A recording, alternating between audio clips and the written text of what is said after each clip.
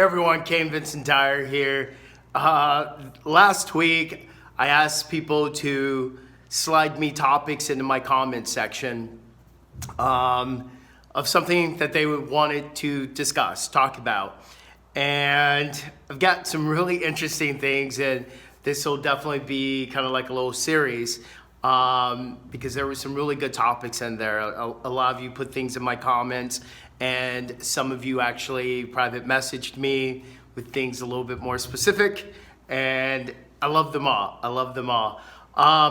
But the one I actually chose to talk about today is, who do we allow to speak into us? All right? Who do we allow to speak into us? Who do we allow to give advice to us? Who do we allow, or who should we allow to speak into us? Who shouldn't we allow to speak into us?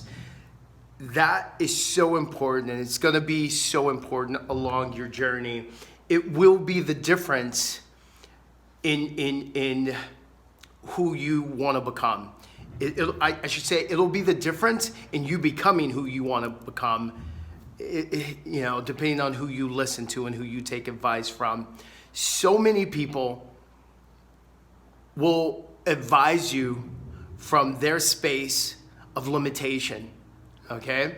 So often when you share big lofty goals or sometimes they don't even have to be big lofty goals. They can just be things that matter to you, that maybe someone else doesn't have the vision of, okay?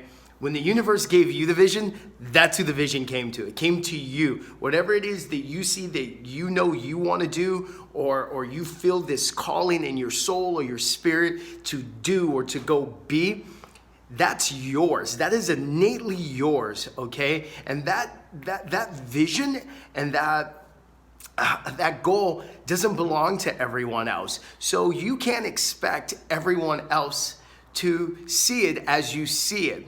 And a lot of times people will advise you on how to get to that goal, or why you shouldn't go to that goal, or why you shouldn't try to visualize that. And it's typically out of their limitations, okay? You'll get a lot of people. I had someone say to me, well, people aren't seeing my vision. Well, that's because it's your vision, all right? And oftentimes, people will advise you from their limited space, okay? People will often put their limitations onto you. If they can't see how to reach that vision, or there's not a plan for them that they can see in their minds, sometimes they will discourage you from going for that vision or going towards that goal, okay? Or they will put their fears onto you, okay? You can't go into that business. Nobody makes money in that business. You can't go into this field. It's not a good field, or whatever it may be, and that there will poison you. That kind of talk will poison you. And typically people speak from a place of fear, especially when they don't understand something, okay? So you have to be very, very careful about allowing those people to speak into you. The person that you want to be able to speak into you is the person that, whether they can see it or not, they support you in going after that vision. They support you in that calling that you have in your soul, okay? And the way you can typically tell is the person that speaks to you from a limited space will always be making you little. They'll always be making you little. They'll always be making you feel small. They'll want to keep you in a bubble, and they'll tell you every reason why you shouldn't and can't do something, okay?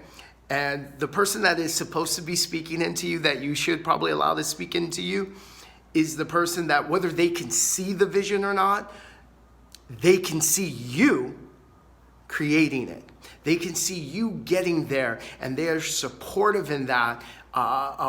They are supportive. They give you their mental support, they give you emotional support in it, they rally up around you, and they let you know how amazingly awesome you are, okay? And no matter what the goal is, no matter what, what the vision is,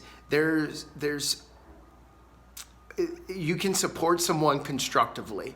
All right. So if someone is not supporting you constructively and helping you figure out how to get what you want or how to see that vision clearer, then they're typically not the ones for you to be allowing to speak into you. And here's where it gets hard sometimes. Sometimes the people that you feel love you the most, and sometimes the people that may actually love you the most, like your family, may be the ones that are completely against your catapulting into the stratosphere, all right? Because there's a lot that they have to lose, okay? Either they can't see the vision or they don't want to lose you, because sometimes the further that we rise, people tend to think that we're leaving them behind. So sometimes people will subconsciously sabotage you, okay? And they will emotional guilt you. They will throw the emotional guilt onto you. Emotional blackmail. Do not fall for it, okay?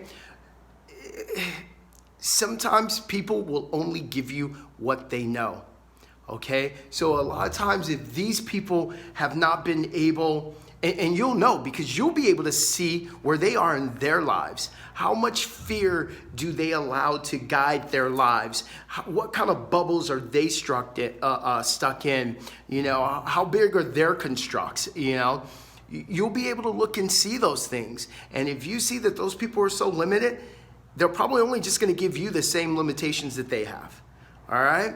And it's, family. Family can be some of the number one people that will influence you that way. So be careful when it comes to allowing people to speak into you, no matter who it is.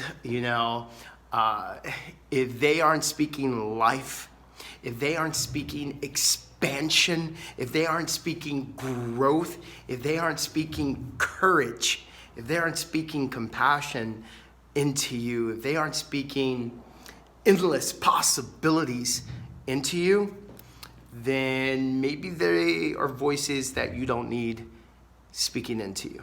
All right? So that's who do you allow to speak into you? I'll come back, maybe give me, maybe another day or so, and we'll put up another video with one of the other topics. We got some good topics. I hope that helped you guys. Be careful who you allow to speak into you. All right? Until then, love, light, and all that good stuff.